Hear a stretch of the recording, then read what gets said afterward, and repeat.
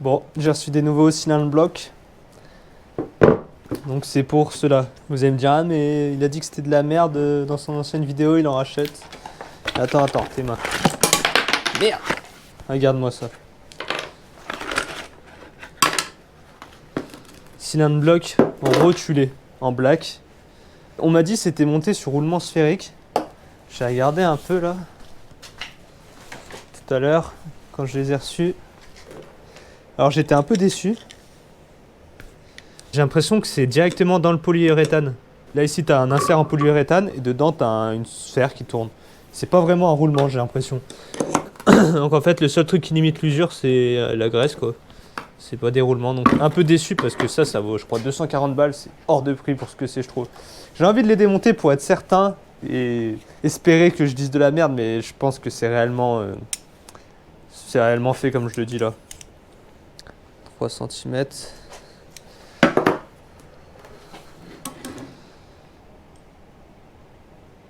Ouais, c'est fait différemment, ça sert à rien que je mesure.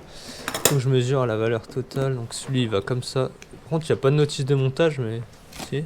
Non, il n'y a pas. Donc là ici on est à 41. Là ici on est à 41, donc c'est bon. Là ici on est à 59 et demi. Ici on est à 60. Ah, on est à 59 hein, saloperie. Et là il est à 60 l'autre, putain ça va être compliqué de les rentrer. Hein. Mais bon en gros voilà, ce sera plus rigide et ça permettrait de limiter un peu l'usure. Même si lui il est rigide quand même en vrai hein, lui. Hein. Parce que à noter sur les Cupra, peut-être certains TDI aussi, et sur les modèles plus sportifs, Polo GTI et Audi S1. Là ici les cylindres blocs, ils sont remplis, ils sont pleins. Alors que sur les autres, ils sont... Je sais pas si vous avez fait gaffe, mais il y a des petites découpes ici. Tac, tac, tac. Mais ça a tendance à fissurer, ces cylindres blocs là. Parce qu'ils travaillent pas dans le bon sens. Donc là c'est bien, mine de rien, ça limitera quand même l'usure. Putain, j'ai envie de l'ouvrir pour voir comment c'est fait. Est-ce que je l'ouvre? Non, faut pas. Il y a le reste qui est à la maison, je vous montrerai ça juste après. Pour ma voiture, c'était pas dispo, ceux-là. Je regardais en fait pour des bras en tubulaire, mais c'était hors de prix. Et puis je suis tombé là-dessus sur des cylindres blocs rotulés. Et ça c'est pour Audi TT 8N, Golf 4, A3 8L, Leon AM, toutes ces choses-là. Et quand je regardais la référence du cylindre bloc de remplacement, je tombais sur la même référence que les cylindres blocs qui étaient montés sur mes triangles d'origine. Donc en gros, bon bah, c'est que c'est compatible hein, si c'est les mêmes cylindres blocs. Donc voilà, il n'y a plus qu'à. J'ai reçu cela. Donc c'est pour le Dogbone, ils appellent ça l'anti-bascule, l'anti-couple. C'est le troisième support moteur, celui inférieur. C'est celui qui va éviter que le moteur est cabre en grande partie. Donc j'étais sur un jaune, mais je l'ai mis sur une autre voiture que j'avais et qui s'adaptait avec le même support. Je sais même pas si j'aurais réussi à démonter l'ancien sans l'abîmer. Et comme c'est mieux que l'origine, j'en ai profité pour installer ça sur une autre voiture que j'ai. Donc regardez-moi ça. Ouais, c'est un truc de ouf, hein. Petit doigt. Donc voilà, là maintenant je vais mettre le black. Ça va vibrer à mort à l'intérieur, ça va être désagréable, mais au moins ça bougera plus. Et j'ai sorti un bloc d'origine, donc toujours la même technique, petite entaille. Bon, je me suis pas amusé à tout enlever finalement. J'ai fait juste une entaille pour passer la lame à métaux. Et avec la scie sable, j'ai découpé un peu pour que ça entaille légèrement. Et après tu tapes dessus un peu dans le coin, ça vient le péter. Et puis tu descends en tapant là ici avec le marteau. Toujours la même technique, c'est nickel. J'ai mis un petit coup de propre. Je vais peut-être enlever un peu la peinture histoire que ça glisse mieux. Et comme ça après je vais remettre de la graisse. Donc après je vais monter cela. Je vais en chier à mon avis. Ça c'est ce qui va sur les cylindres blocs rotulés. Je vais bourrer de graisse. Et comme ça va le graisser en permanence entre guillemets. Les nouveaux cylindres blocs ils sont au congélateur, comme c'est une grosse partie en métal. Ça va bien se rétracter. Eux je vais les chauffer. Comme ça ils vont se dilater et ça glissera plus facilement étant donné que ça a l'air super serré. Et puis un peu de graisse et puis ça va descendre. J'ai pris ce tuyau là pour taper dessus sur la partie extérieure en métal. Je vais devoir forcer je pense vu comment c'est serré. Bah voilà le boulot. Donc j'ai démonté les cylindres blocs. J'ai foutu ça au four à plus de 200 degrés. Ça au congèle à moins 20. J'ai essayé de le mettre à l'étau et tout comme j'ai pu. J'ai pas réussi. Voilà. Donc presse. J'avais réussi à le mettre jusqu'au ras là, mais après impossible de l'enfoncer plus. Donc là je peux te dire qu'il bougera plus, mais en vrai à la presse ça n'a même pas tant forcé que ça. Donc bah bonne chose quand même, je suis assez content. Donc là il n'y a plus qu'à graisser là-bas dedans.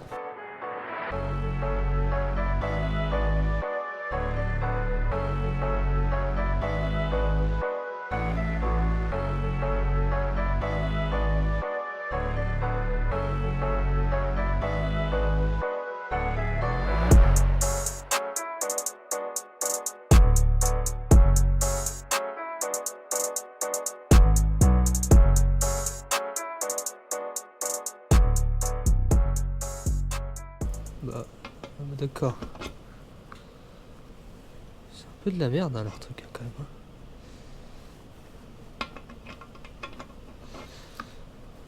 En fait ouais, ça t'y mets qu'à la fin quoi, parce que concrètement... Là ici il faut bien qu'il y ait 1,5 cm de partout, c'est ce qu'il disait, parce que là il y a un QR code ici.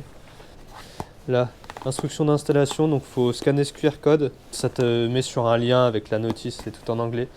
Donc ils disent qu'il faut que ça dépasse de 5 mm ici. Et à l'arrière c'est à peu près la même chose, hein, tu vois. C'est à peu près égale distance. Donc voilà. Donc là il faut que je remette les cylindres blocs, mais j'ai commandé les nouveaux, on verra ça juste après. J'ai reçu ça aussi.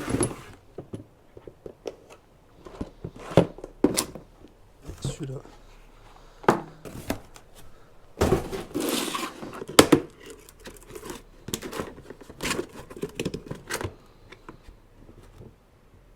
Donc ça, c'est les cylindres blocs pour le train arrière.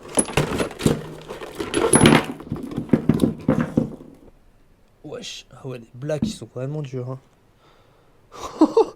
La vache. C'est bien gras. Donc là, il y a un axe qui va dedans, très bien. La graisse, et normalement, le deuxième axe dedans également. Ok, bon bah ça, je sais pas si on sentira vraiment la diff, mais c'est sûr que le train arrière, il y aura moins de flexion.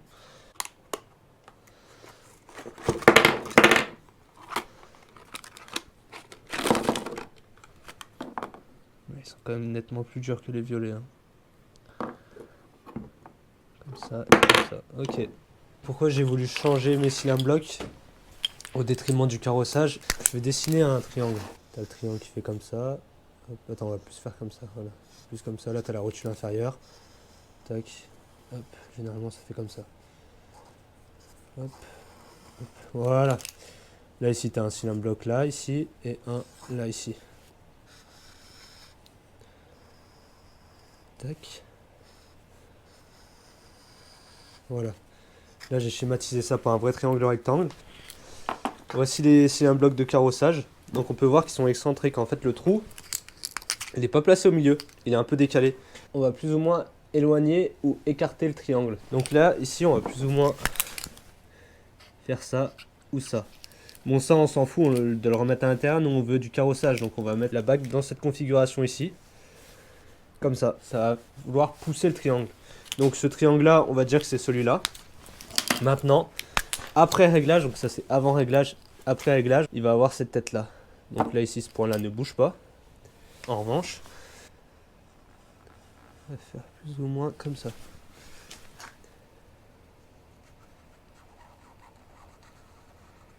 C'est assez grossier, hein. C'est pas exactement comme ça.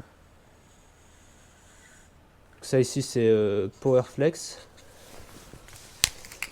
Et là, ici, c'est d'origine. Du fait qu'on est poussé ici, on se retrouve avec une augmentation de la voie avant, de la largeur de voie à l'avant. Donc là, on va gratter un petit peu. On va dire que ça, c'est la roue. Ça, c'est la tête d'amortisseur. Donc là, ici, je te fais l'angle de chasse. En décalant un petit peu le triangle vers l'extérieur, on va forcément décaler un peu la roue, comme j'ai dit tout à l'heure, en augmentant la largeur de voie avant. Donc on va prendre un peu de carrossage. Mais, comme on peut le voir avec ce schéma-là, le fait de décaler ici, comme ce point-là, il est fixe, ça va créer une rotation comme ça, dans ce sens-là en gros, hein. Concrètement ça va faire comme ça, tourner comme ça, une rotation comme ça autour de ce point-là. Et donc ce qui va se passer, bah, c'est que ça va reculer la roue tout simplement, donc c'est pour ça en fait on gagne du carrossage. Donc là on peut le voir avec cet écart-là, mais on perd également de la chasse, on peut le voir avec cet écart-là. C'est pour ça que je dis qu'on gagne autant de carrossage qu'on perd de chasse. Et vous allez me dire, on s'en bat les couilles? Eh bah non, Justement, il est bien là le problème, c'est qu'on s'en va pas les couilles de la chasse. Je vous mettrai une photo pour voir ce qu'est la chasse. Et en gros, sur un McPherson, comme on peut le voir ici, la chasse, elle a principalement pour but, en tout cas nous c'est ce qui nous intéresse le plus, il y a le rappel des roues, il y a la stabilité en ligne droite, ok. Mais c'est surtout dans les virages, sur un McPherson, tu as toute la jambe de force qui tourne avec l'amortisseur également. Donc ce qui fait que quand tu vas braquer les roues, tu vas avoir une perte de carrossage en fait. C'est ce qui va se passer physiquement. Et donc cette perte de carrossage, elle peut être compensée par beaucoup de chasse. Donc en enlevant de la chasse, tu perds ton carrossage dynamique quand tu braques les roues. Et sur les circuits lents et serrés, c'est grandement handicapant.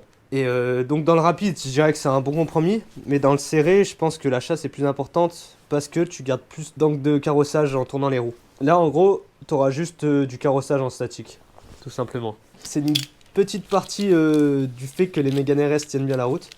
Mégane ou Clio, je connais pas, mais les Renault Sport, c'est les pivots découplés.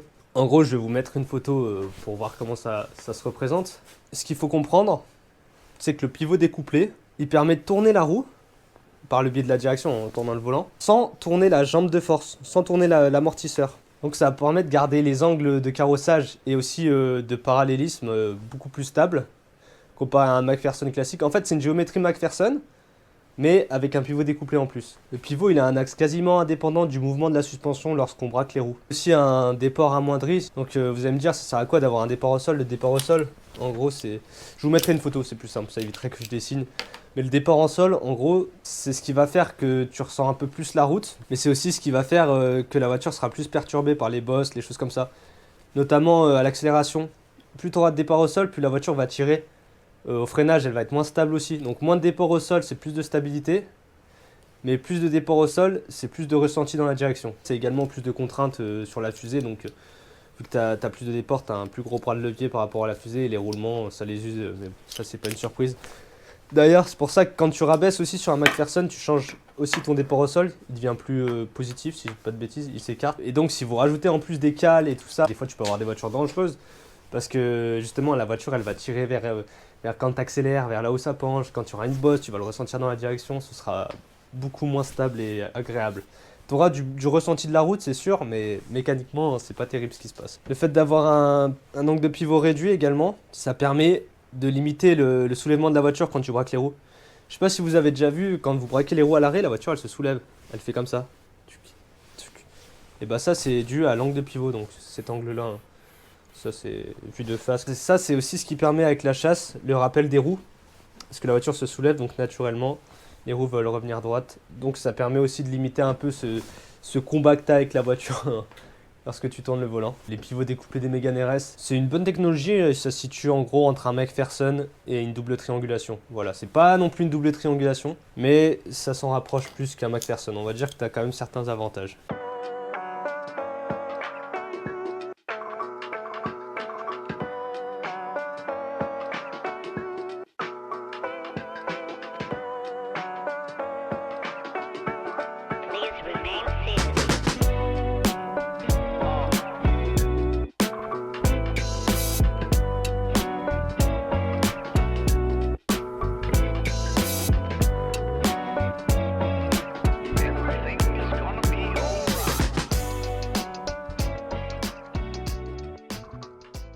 Tout est remonté, c'est propre.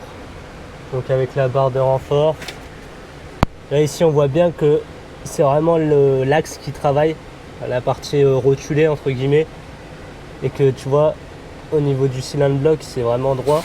Enfin c'est vraiment, ça fait partie intégrante du triangle et ça travaille pas autrement. On est en full Powerflex black du coup. Hein. Si je dis pas de bêtises. J'ai démonté le train à air, on va remettre les cylindres blocs. Comme d'habitude j'ai découpé tout le tour. Tu vois, j'ai tout découpé autour comme ça et puis ensuite une petite entaille avec le sabre. Ça va, franchement, ça va. Juste, je me suis intoxiqué en découpant le caoutchouc, mais sinon ça se fait bien. Donc voilà, je vais en mettre les nouveaux. Hein. Là, ils sont vachement plus... C'est fait différemment, on va dire. En termes de longueur totale, on est pareil, mais l'embase est plus large. Donc on va graisser tout ça. J'ai passé un petit coup de toile et tout, bien nettoyé, etc. On va en mettre vraiment beaucoup parce qu'il y a de la matière.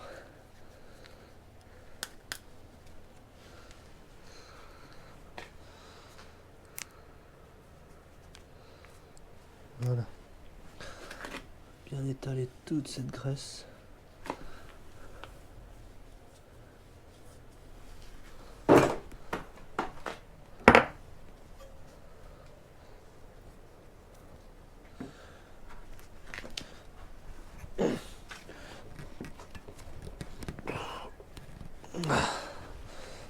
Ok.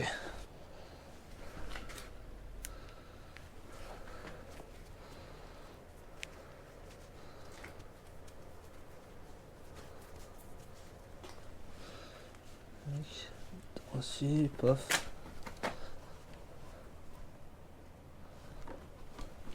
Ok. Pas de sens. Non.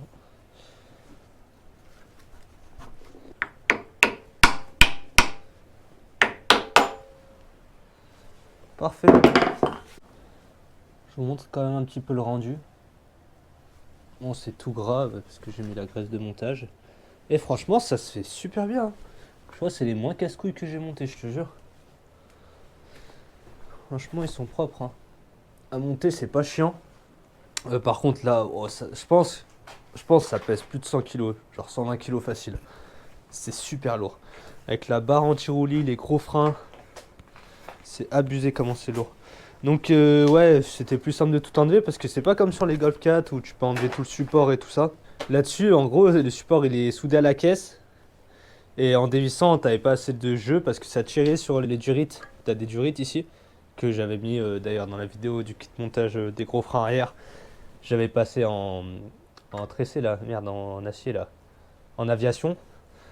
J'avais passé les durites en aviation et bah là ça tirait dessus donc je pouvais pas le descendre plus le train arrière. Donc je voulais pas abîmer. Donc ce que j'ai fait c'est que j'ai enlevé les durites du coup. Donc là c'est en train de goûter et donc je vais devoir repurger les freins arrière et puis je vais faire peut-être l'avant au passage, je sais pas, je verrai bien. J'ai dû enlever les câbles de frein à main aussi avec les fixations qui étaient liées ici et ici. J'ai dû enlever également la cosse ABS là, le câble ABS. Donc ça c'est pareil, c'était fixé là et là. Donc pareil des deux côtés. Les ressorts. La barre j'ai pu la laisser, par contre j'ai dû enlever la fixation inférieure de l'amortisseur. Donc voilà, je vais vous montrer un peu d'or comment ça rend.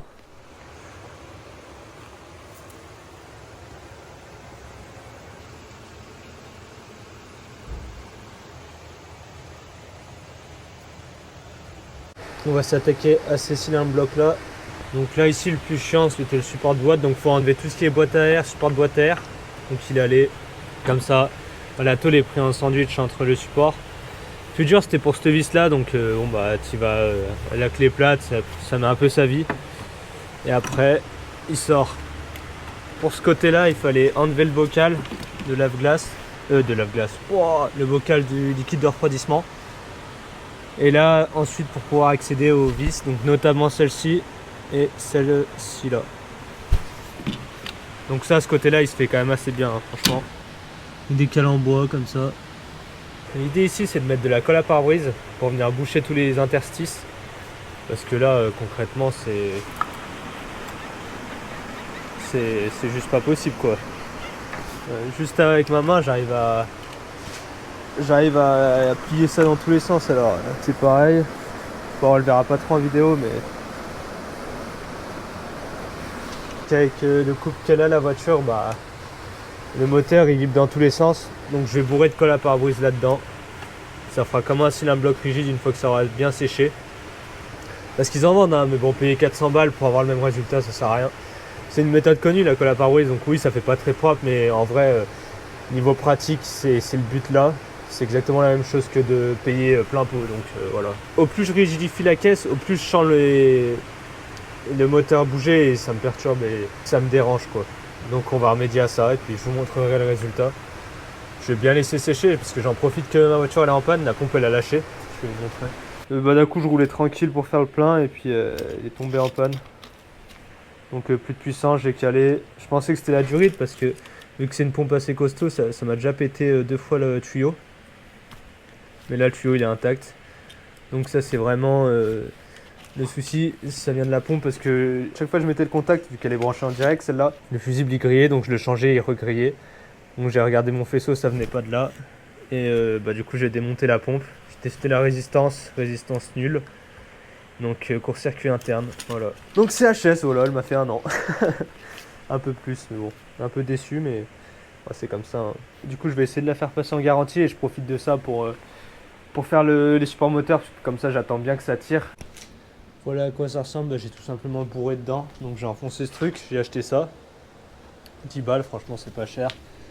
Tu l'enfonces dedans, tu le bourres. Après je suis venu lisser avec un tournevis plat pour les finitions. Même chose ici. J'ai fait les deux côtés. J'ai fait bien en sorte que ça aille bien en profondeur. C'est de la colle polyuréthane, donc là on verra pas, le focus il se fait pas. Donc polyuréthane c'est le même matériau que les Powerflex ou ce genre de cylindre bloc renforcé. Donc là je vais attendre que ça sèche, je vais les mettre à la maison parce que là c'est l'hiver, ça va mettre du temps à sécher. Et ouais, les vidéos elles sont en décalé, hein. C'est pour ça que des fois ça peut pas concorder. Là je suis en train de régler ça. On est obligé de démonter pour le réglage de détente là-dessus. J'avais réglé, mais quand je prenais un virage, que l'arrière il chassait sur le sec, que sur le sec ça le faisait, parce que le grip il était plus élevé. Quand la voiture elle chassait, elle faisait comme ça. Elle rebondissait en entrée de virage. Donc c'était pas terrible, donc c'est la détente. En gros la roue arrière elle se levait. Ensuite, elle redescendait, bam, ça retapait le sol, ça rebondissait. Et du coup, c'était ça qui faisait que ça sautillait, ça faisait bam, bam, bam. Mais c'était pas terrible, franchement, c'était pas ouf. Ils disent qu'il y a 14 crans, mais moi, quand je compte, j'en sens 20. Donc, bon, je pars sur une base de 20 crans. J'avais mis 7 crans depuis la position fermée, donc c'était assez ferme. La détente était trop freinée, et du coup, elle tombait pas assez vite, la roue, et du coup, elle rebondissait sur le sol. Là, après, j'ai réessayé. J'ai mis 11 crans depuis la position fermée. Donc, j'ai ouvert de 4 crans. Et beaucoup plus souple, ça descend plus vite, la roue intérieure. Donc là, il n'y avait pas de souci de rebond. Mais par contre, quand vraiment tu faisais style les demi-tours frein à main ou des trucs comme ça, ou dès que la route était un peu bosselée, là, la roue, comme si elle était trop molle. Enfin, je sais pas comment dire. Donc j'ai mis entre les deux, là, j'ai mis 9 crans. Et on verra ce que ça dit, hein. Mais je pense, en vrai, tu sens que c'est précieux au cran. Putain, j'imagine même pas ceux qui ont des 3 voies, des trucs de ouf comme ça, genre détente lente, détente rapide, compression lente, compression rapide. Mais déjà, rien que t'as la détente, tu passes un temps monstre à y régler, alors putain. Et encore, tu règles à peu près, parce que c'est jamais optimisé pour chaque tracé, mais on va dire que c'est déjà compliqué avec un seul réglage, alors j'imagine pas, hein. Mais bon, bref, on va tester comme ça, c'était une petite parenthèse. Je sais pas pourquoi je parle de ça. Mais ouais, du coup, j'essaye, et comme ça, parce que ça me fait ça sur piste, ça me ferait chier, putain, que ça sautille, ou que je prenne un vibreur, elle rebondit 4 fois, c'est relou. Donc voilà. Ça fait une semaine que ça sèche maintenant. C'est bien rigide, j'ai monté les supports. Ça se présente comme cela. Ici pareil, bon, il faut juste que je revisse là la vis. Donc voilà à quoi ça ressemble. J'ai quand même tout calé en dessous. Je les ai mis pile poil à hauteur pour pas que ça force. Comme ça je laisse encore sécher une bonne semaine, ça fera 2 semaines. Et comme ça je suis sûr que ça sèche bien en profondeur. Là c'est vraiment dur. Mais je préfère être sûr. Bon bah je suis allé essayer la voiture et bon bah c'est nickel, hein. Ça bouge pas. Tout va bien. Que dire de plus, bah c'est précis, hein. Je sens pas forcément le jeu. Franchement il n'y a pas grand chose à dire. Bon il y a quelques vibrations. Bah bon fallait s'y attendre, surtout au ralenti et en dessous de 1500 tours. Donc voilà, je la roule à 2000 tours environ, même quand je me déplace. Parce que sinon ça vibre et je sais pas. J'ai pas envie de mettre trop de contraintes à la caisse inutilement. Donc c'est pas plus mal, au moins ça fait pas de sous-régime. Mais là le moteur il bouge plus du tout. Avant je sentais le basculement quand j'accélérais et je freinais. Maintenant je sens plus rien du tout. C'est tellement rigide que je sens quand je suis en première, tu vois, genre je cale la première, je relâche l'embrayage, je sens le bimas, c'est le petit jeu du ressort là, au niveau du volant moteur. Je sens un petit clic, mais c'est ultra léger, je le sens dans la pédale. Mais bon, à part ça, j'ai envie de dire, bah, il est pas mort, hein. Je l'ai changé, il a 5000 bornes le truc. Je fais pas des démarrages premières, je fais pas de clutch kick ni rien. Juste ça, j'arrive à le sentir très légèrement. Après, bon, ça, j'y peux rien. Je vais le laisser le bimas parce que j'ai pas envie de mettre un monomasse. Ce serait pas mal, un volant moteur plus léger, mais j'ai peur que ça patine plus. Et puis ça met aussi plus de contraintes. Enfin là, le bimas fait fusible au niveau de la boîte. Que là, c'est toute la boîte qui va prendre dans sa gueule si jamais il se passe un truc. Donc je pense que pour la fiabilité, c'est pas mal de laisser le bimas. Mais bon, c'est vrai qu'un monomasse, t'as envie de chercher encore plus de rigidité et de précision, mais bon, c'est comme ça. Donc voilà ce que je peux dire.